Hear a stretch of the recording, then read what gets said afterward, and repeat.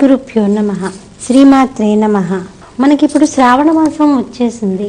శ్రావణ మాసం రాగానే స్త్రీలందరికీ కూడా అది ఒక పండగ వాతావరణంగానే ఉంటుంది. ఎందుకంటే మంగళవారం చేసుకునేటటువంటి మంగళగౌరీ పూజ, శుక్రవారం రోజు చేసుకునేటటువంటి వరలక్ష్మి పూజ, పైగా దీనికోసం ఎన్ని సంరంభాలు మనం సమకూర్చుకుంటామో, ఎన్ని ఏర్పాట్లు చేసుకుంటామో, అసలు ఏ వీధిలో చూసినా, ఏ వాడలో చూసినా ప్రతి దగ్గర కూడా మనకి పండగ వాతావరణమే కనిపిస్తూ ఉంటుంది. మరి ఈ శ్రావణ మాసానికి ఇంత విశిష్టత కలగడానికి కారణం ఏంటి? అసలు శ్రావణ మాసం అంటే ఏంటి? శ్రవణ నక్షత్రంతో ఉన్నటువంటి పౌర్ణమి తిథి వస్తుంది కాబట్టి దీన్ని శ్రావణ మాసము అంటాము. ఇది శుభప్రదమైనటువంటి మాసము. ఎందుకు? ఈ మాసంలో స్త్రీలందరూ కూడా వారి సౌభాగ్యం కోసము, ఐశ్వర్యం కోసము అమ్మవారిని పూజిస్తూ ఉంటారు. కొత్తగా వివాహమైనటువంటి అమ్మాయిలందరూ కూడా ఏం చేస్తారు? మంగళగౌరీ వ్రతం చేసుకుంటారు. ఈ మంగళగౌరీ వ్రతం చేసుకునేటప్పుడు ప్రతి ముత్తైదువుని కూడా చక్కగా అలంకరించి వారు ఆశీర్వచనం తీసుకుంటారు. ఇలా ఆశీర్వచనం తీసుకునేటప్పుడు మనము మంగళగౌరీ వ్రతం చేస్తాము, చక్కగా పాట పాడుతాము, కాటుక పడతాము, అమ్మవారికి వాయనం ఇస్తాము. మొదటిగా తల్లిని ముత్తైదువుగా పెట్టుకుంటాం, లేకపోతే ఆడబడుచుని ముత్తైదువుగా పెట్టుకుంటాము. పెట్టుకొని ముత్తైదువుకి అమ్మవారికి వాయనం ఇచ్చిన తర్వాత, ముత్తైదువుకి వాయనం ఇచ్చిన తర్వాత వాళ్ళ ఇంటి ఆచారం ప్రకారం 5 ముత్తైదువులు, లేకపోతే కొంతమందికి 5 సంవత్సరాలకి సంవత్సరానికి ముత్తైదువులు పెరుగుతూ ఉంటారు. వాళ్ళ ఇంటి ఆనవాయితీ ప్రకారం అలా ముత్తైదువుకి వాయనం ఇస్తాము. ఇలా ముత్తైదువులకి వాయనం ఇచ్చేటప్పుడు చక్కగా శ్రద్ధగా ఏ అమ్మాయి అయితే సాక్షాత్ నా ఎదురుగా కూర్చుంది మంగళగౌరీని, నా యొక్క మాంగళ్యాన్ని నిలపగలిగినటువంటి శక్తి ఆ సర్వమంగళాదేవతకి ఉంది, ఆ సర్వమంగళాదేవతే నా దగ్గరికి వచ్చి కూర్చుంది అన్నటువంటి భావనతో కనుక మనం వాయినమిస్తే చక్కగా తల్లి ఆనందిస్తుంది. కానీ మనము చిన్న చిన్న లోట్లు చేస్తూ ఉంటాం, లోటుపాట్లు అనేవి చేస్తూ ఉంటాం. అది తెలియక అయి ఉండొచ్చు, తెలిసి కూడా అబ్బా సింగినాథం జీలకర్ర ఇది ఇలా చేస్తే తప్పకుండా నాకు ఇలా జరుగుతుందా అని అనుకునేటటువంటి స్థితిలో ఉండి ఉండవచ్చు. కానీ వ్రతం చేసేటప్పుడు ఈ 5 సంవత్సరాలు మటుకు ఆడపిల్లలు శ్రద్ధగా చేసుకోవాలి. ఎందుకంటే మాంగళ్యాన్ని నిలపగలిగినటువంటి శక్తి ఆ యొక్క సర్వమంగళాదేవతకే ఉంటుంది. ప్రతి నక్షత్రానికి కూడా గండకాలం ఉంటుంది. అందుకనే కదా మనం గౌరీ తపస్సు చేసేటప్పుడు కూడా పీటల మీదకి వచ్చేటప్పుడు ఆ గౌరీదేవిని మనం పూజించుకొని వస్తాము. మరి గౌరీదేవిని పూజించుకొని వచ్చి వివాహమైనటువంటి మొదటి సంవత్సరం శ్రావణ మాసం రాగానే మంగళగౌరీ వ్రతం పట్టించేది ఎందుకు?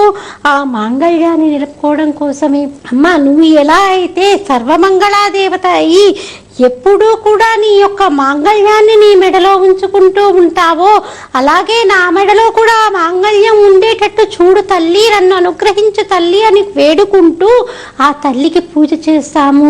అందుకనే కదా మనం మంగళగౌరీ వ్రతం చేసేటప్పుడు అంతలా తల్లిని ప్రార్థించేది. ఆ కాటుకని కూడా కళ్ళకి పెట్టుకునేది. ఆ కాటుక పెట్టుకోవటం వల్ల 5వ తనం నిలబడుతుంది అన్నటువంటి భావనతోటి మనం ఆ కాటుక పడతాం. కానీ ఇప్పుడు మనం గమనిస్తే మనకి శాస్త్రం ఏం చెప్తోంది?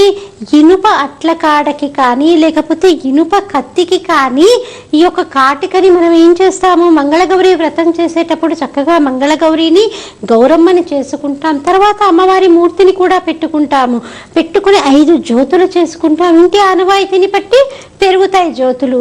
5 జ్యోతులు చేసుకుంటాం. 5 జ్యోతుల్లో కూడా చక్కగా ఆవు నెయ్యితో చేసినటువంటి ఒత్తులని పెట్టి చక్కగా మనం ఆ జ్యోతుల్ని వెలిగించి మంగళగౌరీ కథని కానీ, కథ రూపంలో కానీ, పాట రూపంలో కానీ మనం ఏం చేస్తాం? చక్కగా మంచి గంధాన్ని తీసి, గంధం పొడి కాదు, సాన మీద నుంచి తీసినటువంటి గంధాన్ని ఒక పాత్రకి అలదుకొని ఆ పాత్రలో నుంచి తీసినటువంటి గంధాన్ని ఇనుప అట్లకాడకి కానీ, కత్తికి కానీ రాసి దానికి ఒక తోరాన్ని కట్టి కథ చదువుకునేటప్పుడు మనం ఒక తోరం కట్టుకుని చక్కగా ఆ గంధాన్ని ఆ జ్యోతుల మీద ఆ పాట పాడుతూ, లేకపోతే ఆ కథ చదువుతూ నలువైపులా కూడా ఆ మసి ఆ గంధానికి అంటి మసిలాగా అయ్యేటట్టు చూస్తాము. అలా అయిన తర్వాత దాని మీద కొద్దిగా ఆవు నెయ్యి వేసి కొంచెం పచ్చకర్పూరం వేస్తాము, కంటికి మంచిదని. మరి ఇలా పాట పాడి ఇలా ఎంతో శ్రద్ధగా చేసుకుంటామే. ఇలా చేసుకుని సువాసిన్యర్చన ప్రీత అంటే అమ్మవారు సువాసిని, ఆవిడే పెద్ద ముత్తైదువ. కాబట్టి ఒక సువాసిని ఇంకొక సువాసిని అర్చన చేస్తూ ఉంటే ఆ అమ్మవారు ఎంతో సంతోషిస్తుంది. అలా సంతోషించే వాటిల్లో చాలా ముఖ్యమైనది ఏంటి, అమ్మవారికి కబరీబంధాన్ని వేయటం. ఎందుకంటే మనం ఇదివరలో చెప్పుకున్న అమ్మవారి యొక్క కబరీబంధం యొక్క విశిష్టత. కాబట్టి ముత్తైదువుని మనం అలంకరించేటప్పుడు, ముత్తైదువుకి వాయనం ఇచ్చేటప్పుడు కూడా ఒక కొత్త దువ్వెన తీసుకువచ్చి చక్కగా అటు ఇటు ఊరికే దువ్వినట్టుగా చేసి అమ్మవారికి ఒక రబ్బర్ బ్యాండ్ లాంటిది తీసుకొని వచ్చి ఆ ముత్తైదువికి అలంకరించి తలలో పూలు పెడితే కనుక ఆ తల్లి ఎంతో సంతోషిస్తుంది. దృశాద్రాఘీయస్యాదరదళిత నీలోత్పల రుచా అంటూ ఆ అమ్మవారు అసలు దృశాద్రాఘీయస్యాదరదళిత నీలోత్పల రుచా దవీయాం సందీనం స్నపయ కృపయా మామపి శివే అనేనాయం ధన్యో భవతి నచతే హానిరియతే వనేవా హమ్యేవా సమకరణి పాతో హిమకరః అంటూ అమ్మవారి యొక్క చూపుట మనల్ని రెండు కళ్ళతో కూడా విప్పారి చూడడం కాదు, పక్క చూపు చాలా గొప్పనైనటువంటి చూపుట. నిజానికి చూడండి, మనం కూడా చూడండి, మనకి చాలా ప్రీతికరమైనటువంటి వస్తువు ఉందనుకోండి, ఏదో ఇక్కడ నేను పెట్టుకున్నాను, ఇక్కడ పెట్టుకున్నప్పుడు నేను ఏం చేస్తూ ఉంటాను, మధ్య మధ్యలో నాకు ప్రీతికరమైనటువంటిది చాలా అమూల్యమైనటువంటి వస్తువు కాబట్టి మధ్య మధ్యలో ఏంటి చిన్ని చూపు అంటారే, అలా ఇలా పక్కకి చూసుకుంటూ ఉంటాము. అలాగే అమ్మవారి చూపుని మనం కూడా ఏం కోరుకుంటున్నాం, అమ్మా నీ పూర్తి చూపు మా మీద పడక్కర్లేదు, నీ క్రీగంటి చూపు పడ్డా చాలు మా మీద, మేమందరం కూడా చాలా ధన్యులమైపోతాము అని చెప్పుకుంటూ అమ్మవారిని ప్రార్థన చేస్తూ ఉన్నాము. మరి అమ్మవారిని అంత చిట్టి చూపు చాలు, మాకు నీ యొక్క పొట్టి చూపు మా మీద పడితే చాలమ్మా అని కోరుకుంటూ మనం వచ్చినటువంటి ముత్తైదువుని కూడా ఎంతో మర్యాదగా వచ్చినటువంటి వాళ్ళు సాక్షాత్ ఆ మంగళగౌరీదేవి స్వరూపమేనని భావన చేసి చక్కగా వాళ్ళకి పసుపు రాయాలి, పారాణి పెట్టాలి. ఇదంతా కూడా భక్తి శ్రద్ధలతో చేసుకోవాలి. తోరం కట్టాలి, అలాగే చక్కగా వాయనం ఇచ్చుకోవాలి. ఇందాక చెప్పినట్టు చక్కగా అమ్మవారికి కనుక కబరీబంధం అంటే చాలా ప్రీతి అని చెప్పుకున్నాం కదా, అమ్మవారికి కబరీబంధం కడుతూ చక్కగా తలలో పూలు తురమాలి. ఇందాక శ్లోకంలో మనం ఏం చెప్పుకున్నాం, నేను చాలా దీనుండమ్మా, నేను చాలా దీనురాల్ని, నాకేమీ తెలియదు, నీ యొక్క క్రీగంటి చూపు నా మీద పడితే చాలు నేను ధన్యుణ్ణైపోతానని చెప్పుకున్నాము. మరి ఈ అమ్మవారి యొక్క కబరీబంధాన్ని దువ్వేటప్పుడు ధునోదుత్తాంతం నస్తుళిత దళితేందీవరవనం ఘన స్నిగ్ధం శ్లక్షణం చికర నికురంబం తవ శివే యదీయం సౌరభ్యం సహజముపలబ్ధం సుమనసో వసంతస్మిన్ మన్యే బలమదన వాటీ విటపినామంటూ మనం ఎలాంటి భావన చేయాలంటే, సాక్షాత్తు నా ఎదురుగా కూర్చున్నది జగన్మాత, ఆ జగన్మాత యొక్క మూర్తికి నేను అలంకారం చేస్తున్నాను కాబట్టి నా ఎదురుగా కూర్చున్నటువంటి ఆ అమ్మవారిని నేను అర్చన చేసేటటువంటి మహాద్భాగ్యాన్ని నేను ఆ అమ్మవారి యొక్క క్రీగంటి చూపు వల్ల నేను పొందగలిగాను. అమ్మ నాకు ఈ అనుగ్రహాన్ని ఎల్లవేళలా ఇలాగే అనుగ్రహించు తల్లి అని కోరుకుంటూ ఆ తల్లికి చక్కగా పారాణి పూయాలి. పారాణి పూస్తూ అవిద్యానామంత స్థిమిరమిహిర ద్వీపనగరి జడానాం చైతన్య స్తవక మకరంద శృతిచరి దరిద్రాణాం చింతామణి గుణనికా జన్మ జలధౌ నిమగ్నానాం దంశ్రా మురరిపు వరాహస్య భవతి అంటూ, అమ్మా నాకు ఏమీ అక్కర్లేదమ్మా, నీ యొక్క చిన్ని చూపు చాలు నా మీద, దయతో కూడినటువంటి నీ యొక్క పొట్టి చూపు చాలు నా మీద, అలాగే నీ పాదాలపైన ఉన్నటువంటి పరాగ రేణు ఒక్కటి వచ్చి నా మీద పడ్డా చాలు కదమ్మా అంటూ అవిద్యానామంత స్థిమిరమిహిర ద్వీపనగరి అంటూ ఆ అమ్మవారి యొక్క పాదాలని తలుచుకుంటూ ఎంతో సున్నితంగా సుమనోహరంగా ఉండేటటువంటి ఆ తల్లి యొక్క పాదాలని తలుచుకోవాలి. మనం సాక్షాత్ ఆ జగన్మాతకే మనం పసుపు రాస్తున్నట్టుగా భావన చెయ్యాలి, పారాణి పెట్టాలి. ఆ యొక్క పారాణిని మనం పారాణి పెట్టిన తర్వాత మరి అమ్మవారికైతే ఏం చేస్తాము, అమ్మవారి యొక్క పసుపు రాసి పారాన్ని పెట్టే ముందు మనము అమ్మవారి యొక్క పాదాలను కడిగినట్టుగా భావన చేయాలి. భావన చేయటానికి ఏంటి, మన మనసు ఎప్పుడైతే అమ్మవారి చెంత ఉంటుందో, మన మనసు అమ్మవారి చెంత ఉండి నేను చేస్తున్నటువంటి ప్రతి పని కూడా నా భర్త యొక్క ఆయురారోగ్యాల కోసం, మా ఇంటి ఐశ్వర్యం కోసం అన్నటువంటి భావన నీకు ఎప్పుడు కలుగుతుందో అప్పుడు నీకు మనసు అక్కడ నిలబడుతుంది. అంతేకాని ఎన్ని వందలు పెట్టి మనం పూలు కొనుక్కొచ్చాము, ఎంతమంది మనం చేస్తున్నటువంటి వ్రతం చూడడానికి వచ్చారు అన్న దానిలో కాదు, మనము ఎంత శ్రద్ధగా ఆ యొక్క అమ్మవారిని పూజ చేస్తున్నాము, వచ్చినటువంటి ముత్తైదువులకి అలంకారం చేస్తున్నాము అన్నటువంటి దానిలోని మనకి ఫలితం అంతా కూడా ఉంటుంది. కాబట్టి మంగళగౌరికి వాయనం ఇచ్చుకునేటప్పుడు చాలా శ్రద్ధగా పసుపు రాసి పారాణి పూసి చక్కగా అమ్మవారికి కబరీబంధాన్ని కట్టినట్టుగా భావన చేసి ఒక రబ్బర్ బ్యాండ్ జుట్టుకు వేసి చక్కగా పూలు తురమాలి. చక్కగా శనగలని వాయనంగా ఇవ్వాలి. మరి శనగలని ఎందుకండి వాయనంగా ఇస్తారు? ఎన్నో రకాల దినుసులు ఉన్నాయి మనకి, శనగలని వాయనంగా ఇవ్వటానికి కారణం ఏంటి? ప్రతి స్త్రీ కూడా వివాహం అయిన తర్వాత ఆ స్త్రీకి పరిపూర్ణత ఎప్పుడు లభిస్తుంది? అసలు ఒక స్త్రీగా పరిపూర్ణత ఆ స్త్రీ జీవితానికి కలిగేది ఎప్పుడు? తల్లిగా మారిన తర్వాత, అమ్మ అని పిలిపించుకున్న తర్వాతే ఆ స్త్రీ యొక్క జీవితానికి పరిపూర్ణత లభిస్తుంది. మరి శనగల్ని మనం ఒక రోజు నానబెట్టామనుకోండి, మన్నాటికల్లా చిన్న చిన్న మొలకలు వస్తాయి. అంటే అన్నిటిలోకి కూడా చాలా త్వరగా మొలకెత్తగలిగేది శనగలు. కాబట్టి ఈ శనగలకి ఎలా అయితే మొలకలు వచ్చాయో మా ఇంట్లో కూడా అంతమంది పిల్లలు ఉండాలి, కొడుకులు పుట్టాలి, మనవళ్ళు పుట్టాలి, మళ్ళీ ఆ మనవళ్ళకి మనవళ్ళు పుట్టాలి, మనవళ్ళు మనవరాళ్ళు కూడా పుట్టాలి అని కోరుకుంటూ వంశము యొక్క అభివృద్ధి కోసము మనం ఈ వ్రతాన్ని చేస్తాం. కాబట్టి శనగలని కూడా ఎంతో శ్రద్ధగా ఎక్కడ పడితే అక్కడ పడేయటం కాదు, చక్కగా ముందు రోజే నానబెట్టుకొని వాటిని చక్కగా ఒక చిటికెడు పసుపేసి నానబెట్టుకోవాలి. ఎందుకంటే మనం శుభానికి కదా చేసుకుంటున్నాము. కాబట్టి ఒక చిటికెడు పసుపేసి ఆ శనగని నానబెట్టుకొని చక్కగా వాటిని ఆరబోసుకోవాలి. ఆరబోసుకొని తడి లేకుండా ప్రతి ముత్తైదవకి కూడా మనం వాటిని వాయనంగా ఇచ్చుకోవాలి. ఈ శనగలు వాయనంగా ఇచ్చేది వంశాభివృద్ధి కోసం. కాబట్టి 5 సంవత్సరాలు పైబడిన తర్వాత కూడా స్త్రీలు ఒక శుక్రవారం అయిండొచ్చు, మంగళవారం అయిండొచ్చు, ముత్తైదువులు ఎవరైనా వస్తే చక్కగా మనము శనగల్ని వాయనంగా ఇచ్చుకోవాలి.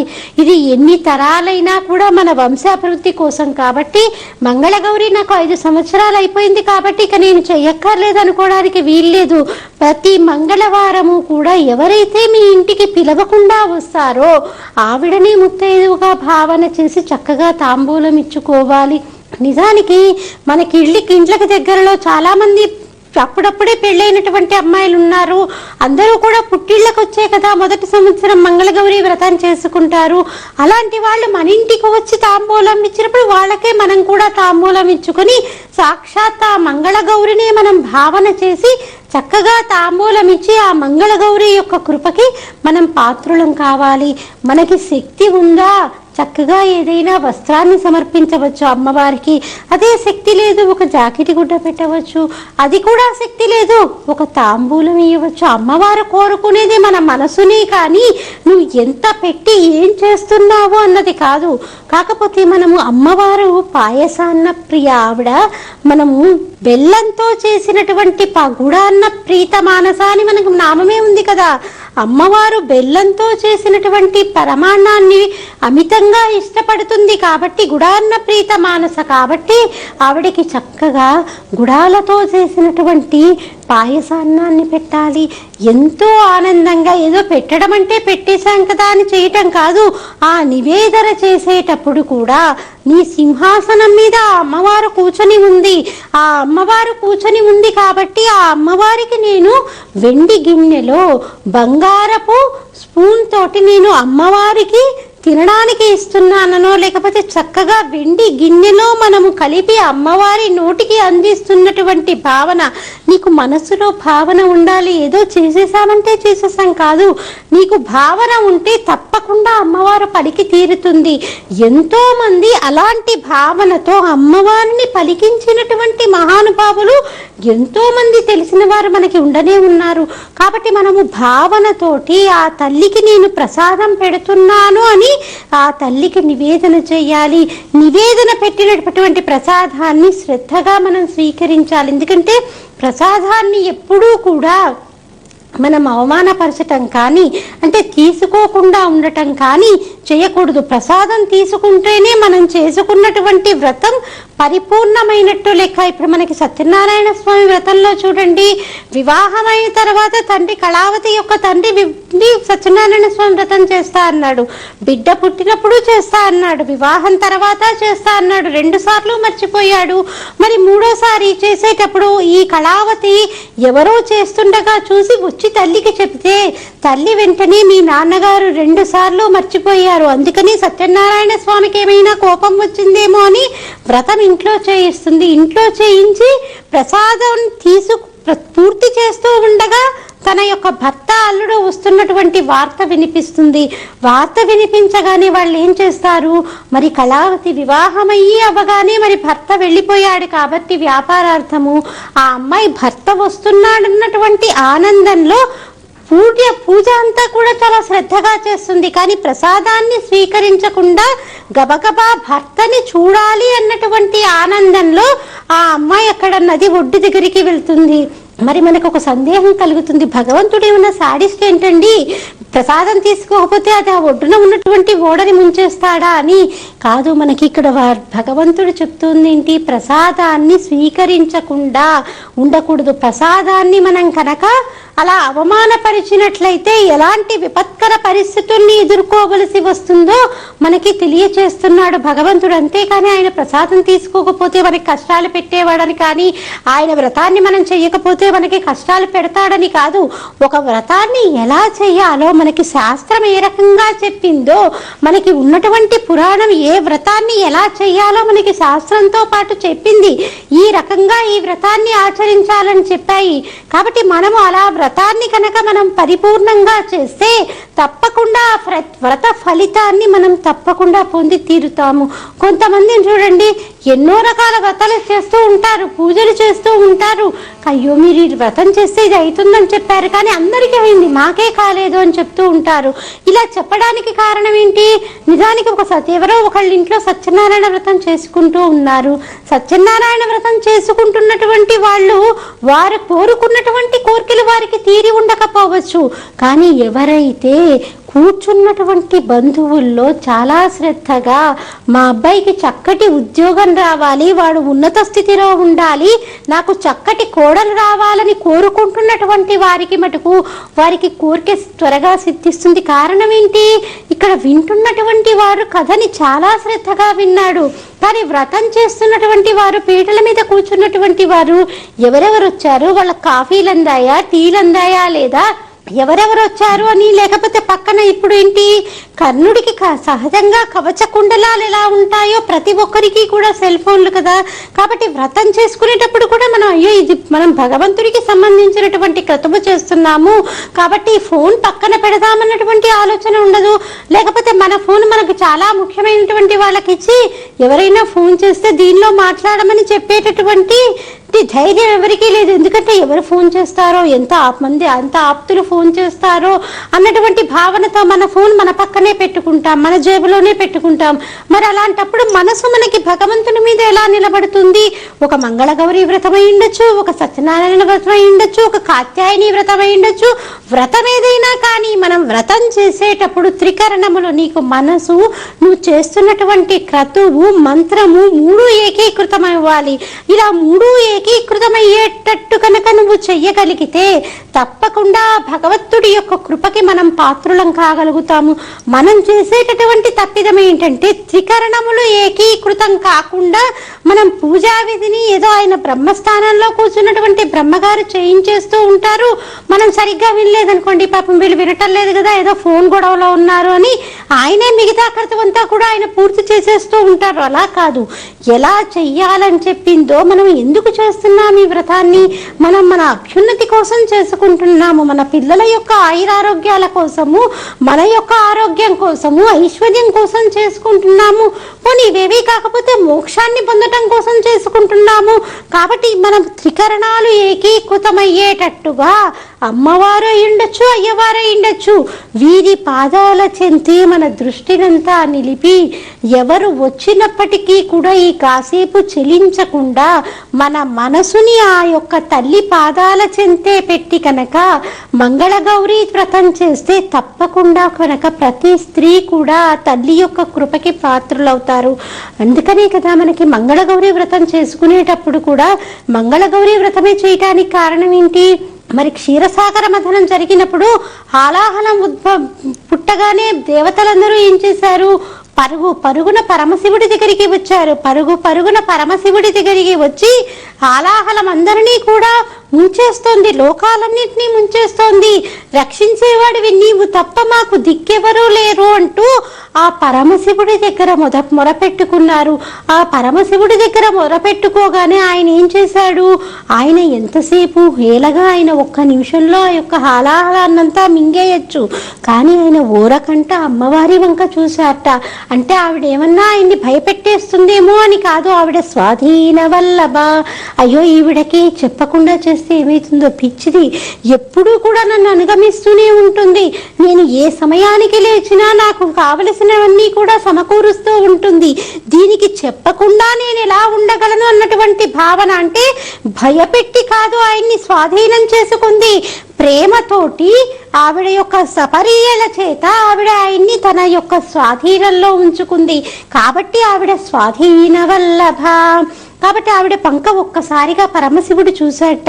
చూసి మరి హాలాహలం మింగేయమంటావా అని వెంటనే ఇంకొక మాట కూడా అన్నట్ట, మీ అన్నయ్య స్థితికారకుడు కాబట్టి హాలాహలం మింగకపోతే ఒక రకంగా మీ అన్నయ్యకి కూడా ప్రమాదమే.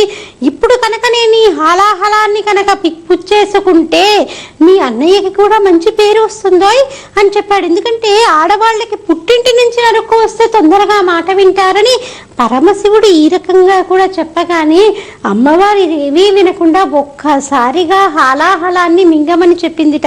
భాగవతం వింటున్నటువంటి పరీక్షిత్ మహారాజు సుఖమహర్షి చెప్తుంటే గుండెలు బాధేసుకున్నాడు. అన్ని మాంగళ్యాలకి ఆధీనంలో ఉంచుకునేటటువంటి ఆ సర్వమంగళా దేవత ఆ పరమశివుణ్ణి ఎలా హాలాహలం మింగింది?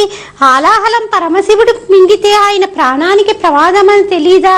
అంటే అప్పుడు అమ్మవారు మృంగేడివాడు విభుండని మింగిడిది గరళమనియు మింగమనే సర్వమంగళ మంగళసూత్రం అది ఎంత నమ్మినదో ఆవిడకి తన మంగళసూత్రం మీద అంత నమ్మకం. నా మెడలో మంగళసూత్రం ఉండగా మా ఆయన్ని ఏం చేస్తుంది అని ఆవిడ ఆ యొక్క గరళాన్ని మింగమని చెప్పిందిట. కాబట్టి మంగళగౌరి వ్రతం చేసేటప్పుడు తప్పకుండా మనందరం కూడా ఒక్కసారి ఈ విషయాన్ని కూడా జ్ఞప్తికి తెచ్చుకుంటే కనుక ఆ సర్వమంగళా దేవత మన అందరి మాంగళ్యాలని అలాగే నిలుపుతుంది. అందుకని మృంగెడివాడు విపుండని మృంగెడిది గరళమయ్యు మింగమనే సర్వమంగళ మంగళసూత్రం మదినింత నమ్మిదో. కొన్ని సందర్భాల్లో చూడండి, అతనికి ఏదో చాలా పెద్ద ప్రమాదం జరుగుతుంది, కానీ ప్రమాదం నుంచి ఆయన బయటపడతాడు. బయటపడగానే మనం పెద్దలం ఏం చెప్పుకుంటాం? పక్కకొచ్చి ఆవిడ తాళి చాలా గట్టిదండి అని చెప్పుకుంటాం. ఆవిడ తాళి చాలా గట్టిది అంటే ఆవిడ ఆ సర్వమంగళా దేవతని అంతలా పూజిస్తుంది. వివాహమైన తర్వాత ప్రతి స్త్రీ కూడా ఏం చేస్తుంది? నిద్ర లేచి లేవగానే తన యొక్క మంగళసూత్రాలని కళ్ళకద్దుకుంటుంది. మరి పురుషుడికి ఆ యొక్క అధికారం లేదు. ఆయన మళ్ళీ భగవన్మూర్తిని ముట్టుకోవాలన్నా, భగవంతుడి దగ్గరికి ఏదైనా శుభ్రం చేయాలన్నా స్నానం చేస్తేనే శౌచము. కానీ స్త్రీలకేంటి? భర్తకి కావలసినవన్నీ కూడా అమర్చటానికి వారికి ఒక సౌలభ్యం. అంటే అన్ని దేవుళ్ళను ముట్టుకోమని చెప్పలేదు, కావలసిన వంటిళ్ళు చిమ్మటం కానీ ఇలాంటి చిన్న చిన్న సౌలభ్యాలు స్త్రీలకు ఎందుకు ఇచ్చారు? పాతివ్రత్య ధర్మాన్ని పాటించాలి కాబట్టి ఇవి స్త్రీలకి అనుగ్రహించారు. కాబట్టి మనం నిద్ర లేచి లేవగానే ఏం చేస్తూ ఉంటాము? సర్వమంగళ మాంగళ్యే శివే సర్వార్థ సాధకే శ్రేయణ్య శరణ్యే త్రయంబకి దేవి నారాయణి నమోస్తుతే అంటూ మనం ఆ మంగళసూత్రాలని కళ్ళకద్దుకుంటాం. ఒక్కసారి ఆ సర్వమంగళాదేవతని గుర్తు తెచ్చుకొని ఆ మంగళసూత్రాలని కళ్ళకద్దుకొని మనం మన మెడలో వేసుకుంటాం. కాబట్టి భర్తకి ఎలాంటి గండకాలం వచ్చినప్పటికీ కూడా తల్లి అనుకుంటుందిట, అయ్యో వివాహం చేసుకునేటప్పుడు గౌరీ తపస్సు చేస్తూ వివాహ వేదిక మీదికి వచ్చింది. వివాహానంతరం 5 సంవత్సరాల పాటు మంగళ గౌరీదేవిని ఎంతో చక్కగా అర్చన చేసింది. తర్వాత కూడా ప్రతి నిత్యము కూడా నన్నే ధ్యానం చేస్తూ ఆవిడ తన మాంగళ్యాన్ని నిలపమని ప్రార్థన చేసింది. కాబట్టి ఈవిడ మాంగళ్యాన్ని నేను నిలిపి తీరాలి అని ఒక పెద్ద పెను ప్రమాదాన్ని చిన్న ప్రమాదంగా తీసేసేటటువంటి శక్తి ఆ యొక్క తల్లికి ఉంటుంది. కాబట్టి మనం మంగళగౌరి వ్రతం చేసుకునేటప్పుడు మటుకు చాలా శ్రద్ధగా మన యొక్క మనసంతా కూడా మంగళగౌరీ దేవిపైనే ఉండేటట్టు ఒక్కసారి ఆ పరమశివుడు గరళాన్ని మింగేటటువంటి కథనాన్ని కూడా ఒక్కసారి గుర్తు తెచ్చుకొని మంగళగౌరి యొక్క వ్రతాన్ని పూర్తి చేసి ఆ మంగళగౌరి యొక్క కృపకి మనందరం కూడా పాత్రులం కావాలి. సర్వే జన సుఖినో భవంతు అంటూ మనొక్కరి కోసమే కాదు, ప్రతి ఒక్కరూ కూడా ఆ సర్వమంగళాదేవత యొక్క అనుగ్రహానికి పాత్రులం కావాలి అంటూ సుధామప్యాస్వాధ్య ప్రతిభయ జరా మృత్యుహరిణీం విపద్యంతే విశ్వే విధిశతమఖాద్యాది విశదః కరాళం యత్క్షేళం కబళితవత కాలకలనా న శంభోస్తన్మూలం తవ జనని తాటంక మహిమా అంటూ అమ్మవారు శంకర భగవత్పాదుల వారు కూడా గరళాన్ని మింగినప్పుడు, పరమశివుడు గరళాన్ని మింగినప్పుడు ఇదేం నీ గొప్ప కాదయ్యా, అమ్మవారి మెడలో మంగళసూత్రాలున్నాయి కాబట్టి అమ్మవారి చెవికి పెట్టుకున్నటువంటి తాటంకాల వల్ల నువ్వు ఆ యొక్క గరళాన్ని మింగినప్పటికీ కూడా దీర్ఘాయుష్మంతుడయ్యావు, అంతేకాని అది ఆ తల్లి గొప్పే కానీ నీ గొప్ప కాదు అంటూ శంకర భగవత్పాదుల వారు కూడా మనకి సౌందర్య లహరిలో తెలియజేశారు. కాబట్టి ఆ తల్లి శక్తి ఇంత అంతా అని మనం ఎలా చెప్పగలము? శ్రావణ మాసం అంతా కూడా మనము ఏదో ఒక రూపంలో ఆ అమ్మవారికి పూజ చేసుకుంటూనే ఉంటాము. మరి ఈ శ్రావణ మంగళ గౌరీ వ్రతం అయిపోయిన తర్వాత మనము 2వ శుక్రవారం అంటే పౌర్ణమి ముందు వచ్చేటటువంటి శుక్రవారాన్ని మనం వరలక్ష్మి వ్రతంగా చేసుకుంటూ ఉంటాము. మరి ఈ వరలక్ష్మి వ్రతం చేసుకునేటప్పుడు మనం ఎలాంటి నియమాలు పాటించాలి, ఎలా చేస్తే ఆ అమ్మవారి కృపకి పాత్రలం అవుతాము అన్నటువంటి ఆలోచన కలుగుతుంది. మరి ఇంకొక సందేహం కూడా మనకి కలిగి తీరాలి, ఎందుకంటే ఎన్నో సంవత్సరాల బట్టి మనం ఈ వరలక్ష్మి వ్రతము నోచుకుంటూనే ఉన్నాము. మరి ఎంతో మంది ఉండగా చారుమతికి ఎందుకు ఆ యొక్క వరలక్ష్మీదేవి కళలోకి వచ్చి కనిపించటము అన్నటువంటి సందేహం కలుగుతుందా కలగదా? దీనికి సంబంధించినటువంటి విషయాలన్నీ కూడా మనం మళ్ళీ కార్యక్రమంలో తెలుసుకుందాం. స్వస్తి.